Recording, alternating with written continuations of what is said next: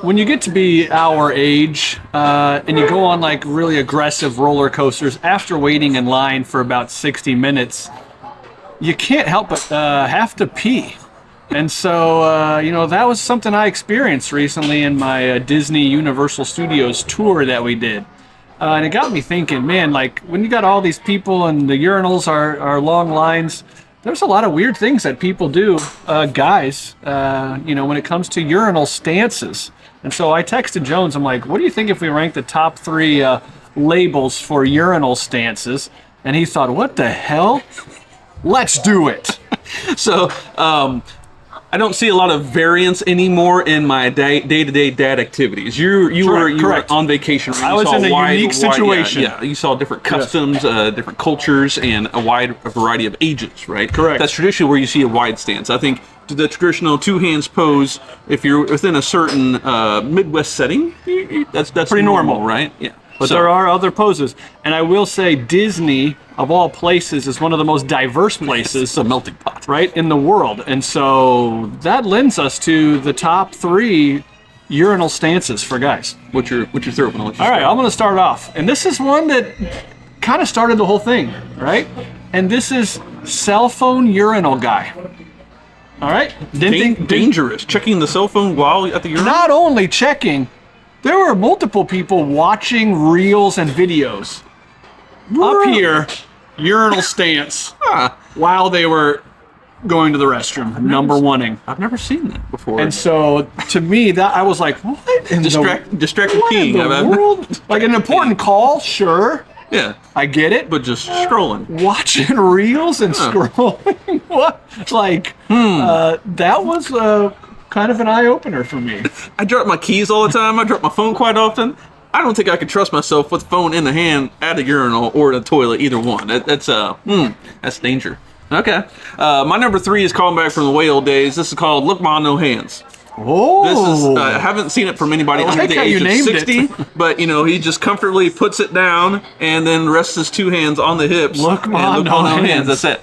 I haven't seen it for a long time, and I think you got to be a pretty good experienced professional in order to do this, similar to checking the phone while you're at the urinal. It's no hands. You probably something you see like 5-year-olds do. True. They're all whizzing all over the place. They don't right? care. They don't After care. you practice and Grandpa's got a few years on his hands, then he can not use his hands.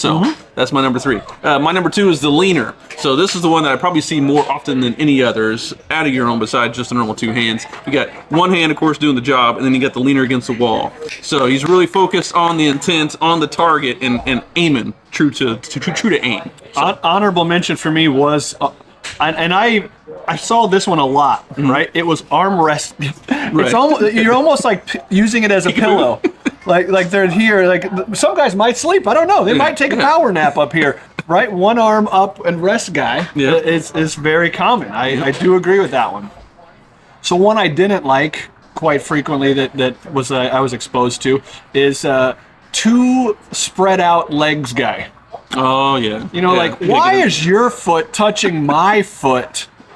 And now some people want that maybe in their urinal stance, and that's just how it is. So too far spread out guy with the legs, like they're pretty far spread out, and they're just getting in their power stance. Probably, maybe they're going here, maybe they're going here, but their feet are what I'm judging here on this particular stance. So, do you think there might be 2 purposes behind this? Do you think it's one to get a low center of gravity? Maybe they're a little uneasy on the balance. Maybe they're on the lower urinal, yeah. Or is it to avoid splashing too much around the knee area? Right? Maybe you get down a little one spread wide, and they're afraid of the bounce back. Right, maybe it's the pants they're wearing will show some bounce back. Yeah. So maybe they're spread a little too much. There may be actual function in this stance. I see what you're saying. Could be, or they could just be jerks. Jerks. Infringe on your space.